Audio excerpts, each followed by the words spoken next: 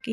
So, ఈ వీడియోలో నేనేందంటే డేటాబ్రిక్స్‌లో ఒక టేబుల్ ఇచ్చారనుకో, అది ఎక్స్‌టర్నల్‌గా మేనేజ్డా ఎలా తెలుసుకోవాలి అంటే, మనం ఆ టేబుల్‌ని కేటలాగ్‌లో వెళ్ళి సెర్చ్ చేసి అక్కడ డీటెయిల్స్ ఉంటుంది. ఆ డీటెయిల్స్‌లో టేబుల్ టైప్ ఉంటుంది. ఆ టైప్ దగ్గర మేనేజ్డ్ ఎక్స్‌టర్నల్ ఉంటుంది. లొకేషన్ కూడా ఉంటుంది. అలా కాకుండా మీరు నోట్‌బుక్‌లోనే చెక్ చేసుకోవాలి అన్నప్పుడు నోట్‌బుక్‌లో కమాండ్ ద్వారా డిస్క్రైబ్ డీటెయిల్ అని చెప్పి catalog dot schema dot table name ఇచ్చామనుకో, అక్కడ ఆప్షన్స్ వస్తాయి. ఆ ఆప్షన్స్‌లో లొకేషన్‌లో మనం చెక్ చేస్తే అది ఇప్పుడు మేనేజ్డ్ టేబుల్ అయితే అండర్‌స్కోర్ యూనిటీ స్టోరేజ్ అంటే పాత్ ఉండి అండర్‌స్కోర్ యూనిటీ స్టోరేజ్ అని చెప్పి అలాగా మేనేజ్డ్ లొకేషన్ ఉంటుంది. అలా ఎక్స్‌టర్నల్ లొకేషన్ అంటే అలా కాకుండా డైరెక్ట్‌గా లొకేషన్ పాత్ ఉంటుంది. ఆ లొకేషన్ బట్టి కూడా మనం ఫైండ్ ఔట్ చేయొచ్చు అది మేనేజ్డా ఎక్స్‌టర్నల్ టేబులా అని.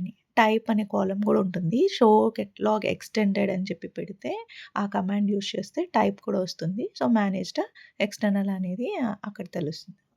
Thank you.